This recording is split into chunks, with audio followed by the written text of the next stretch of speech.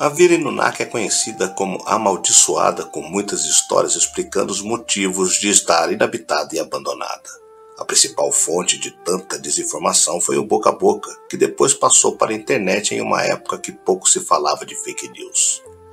Histórias sobre a vila podem ser encontradas em abundância na internet, e é difícil rastreá-las e saber de onde surgiram.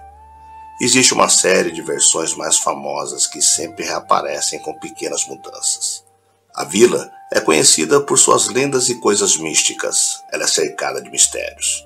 Acredita-se que essa vila se resume a tudo que podemos considerar errado, com inúmeros casos de incestos ou de assassinato, além, claro, de canibalismo. E também existem as lendas que indicam que na vila existe apenas uma anciã e um homem que te persegue com um machado ou foice caso você entre lá. Em uma região totalmente desligada da carga do Japão, essa vila posteriormente não segue as leis do país, sendo que em sua entrada encontra-se uma placa escrito: "As leis do Japão não se aplicam aqui", e quem a visitou nunca mais voltou para contar a história. Ficou curioso? Então continue aqui, na Hora do Medo. Eu sou o Sidney Góes. Se inscreva no canal, deixe seu like e vem comigo que no caminho eu te explico.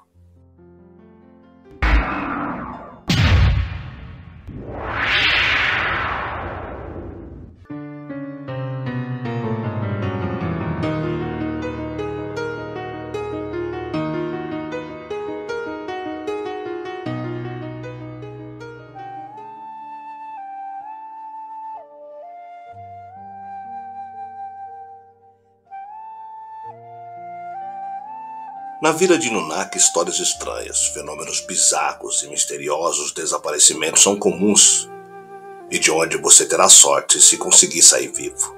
A região já era a fonte de lendas sobrenaturais mesmo antes da construção do túnel Inunaki Toji, também chamado de Velho Túnel de Inunaki. E o que não falta são histórias a respeito de espectros e aparições vagando pela floresta, que envolve a montanha como um manto verde escuro. Acredita-se que a floresta jamais tenha sido habitada por conta de histórias assombradas que faziam os colonos procurarem uma região com menos notoriedade. Desaparecimentos nessas matas ermas sempre foram comuns. Ravinas perigosas, lagos sem fundo e animais selvagens viviam no lugar, mas muitos acreditavam que os sumiços eram causados por algo pior, algo sobrenatural. A reputação da floresta é secular, registrada em documentos, contos e poesias folclóricas. É muito esquisito, mas o mais interessante é como tudo isso está relacionado à velha lenda de um vilarejo maldito. O túnel era um projeto antigo para encurtar as distâncias e permitir o acesso ao outro extremo da montanha, mas desde o início ele foi um projeto polêmico. Muitos habitantes das proximidades, sobretudo os mais antigos, não gostavam da ideia de mexer com o lugar. Em um país tão arraigado às tradições dos ancestrais, a floresta sempre foi tratada como um tabu. Até o século XIX, eram poucos os que ousavam explorá-la, e apenas as convenções do progresso mudaram isso. As obras foram complicadas, o terreno era bem mais estável do que se imaginava, e um novo mapeamento teve de ser realizado depois que as cavernas se revelaram bem mais extensas do que se imaginava. Durante a construção ocorrida nos anos 50, um desabamento causou a morte de dezenas de operários em uma tragédia que ajudou a aprofundar os mitos sobre antigas maldições.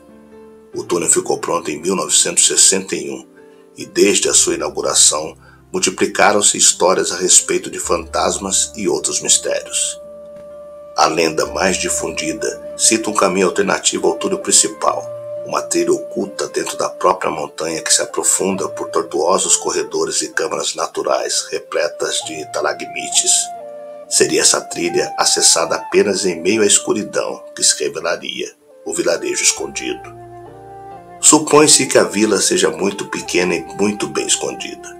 Para alguns, ela escolhe se revelar apenas para aquelas pessoas especiais que se sentem compelidas a buscá-la. Mas que lugar seria esse? Há uma história assombrosa por trás de sua existência, e uma lenda bastante sinistra que remonta ao período Edo entre 1603 e 1868. Os moradores do vilarejo isolado teriam se fechado em seus próprios costumes, escolhendo viver através de próprio código moral, que se diferenciava substancialmente do restante da população. Dizem ainda que esses habitantes faziam parte de um estranho culto, que professava rituais arcanos e estava disposto a assassinar qualquer um invadindo seus limites. Essas pessoas pretendiam conservar seu modo de vida e não toleravam que ninguém levasse para fora informações sobre o que acontecia no vilarejo. Histórias sobre incesto, rituais bizarros e canibalismo seriam ocorrências frequentes entre o povo local que vestia estranhos mantos vermelhos em suas cerimônias. Certa noite, um dos aldeões teria enlouquecido e tomado de uma loucura incontrolável matou membros de sua família e vizinhos no verdadeiro banho de sangue. Depois disso, o vilarejo teria sido abandonado pelos sobreviventes. Deixaram as construções para apodrecer. Sua localização foi apagada dos mapas para que ninguém ousasse ir até lá. De acordo com as fábulas locais, o vilarejo ainda existe, habitado por alguns poucos sobreviventes nascidos de relações espúrias consanguíneas. Estes mantiveram o costume de repelir invasores com toda severidade. Para tanto, deixaram armadilhas mortais nas casas restantes, preferindo viver escondidos nos porões e subsolos. Ao primeiro sinal de forasteiros, eles deixam seus covis, armados com foices e machados, vestidos com os mantos escarlates que escondem suas deformidades, dispostos a retalhar os invasores e devorar seus restos. Histórias sobre andarilhos e exploradores desaparecendo na área são tratadas como prova inequívoca da existência da lendária aldeia maldita. Equipamento eletrônico não funciona no interior da montanha e encontra algumas interferências na floresta. Muito se fala a respeito de batidas de cães selvagens e outros animais que espreitam nas trilhas e que não se intimidam diante de humanos. Esses animais, em especial os cães, emitem um brilho fantasmagórico em seus olhos, resplandecendo com uma inteligência maligna. Para alguns, os espíritos dos habitantes de Irunaki vivem nesses animais, mas é o interior do túnel o ponto focal de toda sorte de fenômeno inexplicável. Portais interdimensionais, lapsos de tempo, o avistamento de demônios conjurados no passado e há presenças fantasmagóricas que chamam os exploradores tentando levá-los para trechos traiçoeiros. Dizem ainda que aqueles que chegam ao vilarejo não devem tocar em nada, quanto mais tentar levar alguma lembrança. Estes objetos, se removidos, carregam consigo um azar terrível, além de maldições mortais. Não por acaso essas histórias deram vazão a lendas urbanas disseminadas em todo o Japão. O sinistro túnel de Irunaki é considerado um dos lugares mais assombrados do país.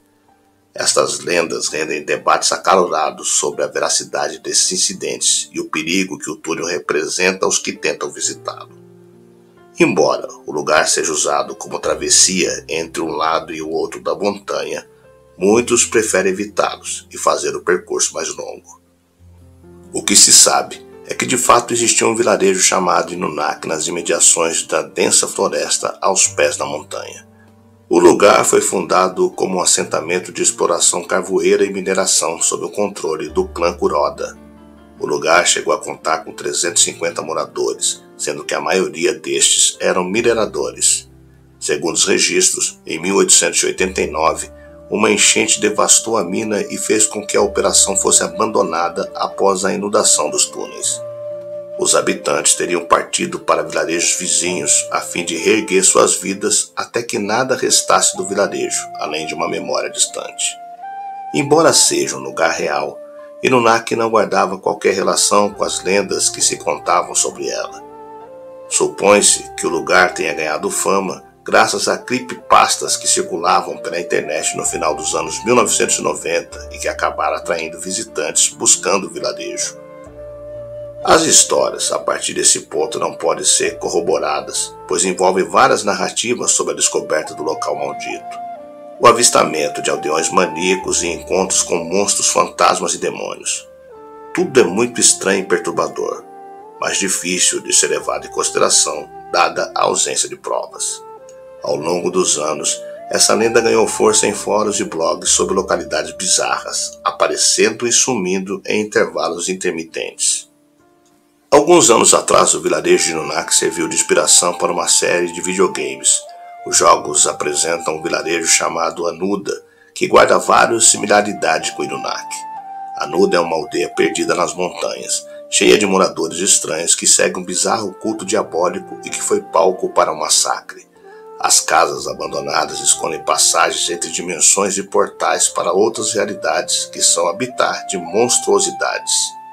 Na época do lançamento do jogo, várias propagandas e campanhas de marketing do jogo se dedicaram a semear a noção de que a lenda era inspirada em uma macabra história real. Com isso, o vilarejo macabro ganhou um novo fôlego. Mas quem pode saber ao certo quanto dessas lendas bizarras são baseadas em incidentes reais?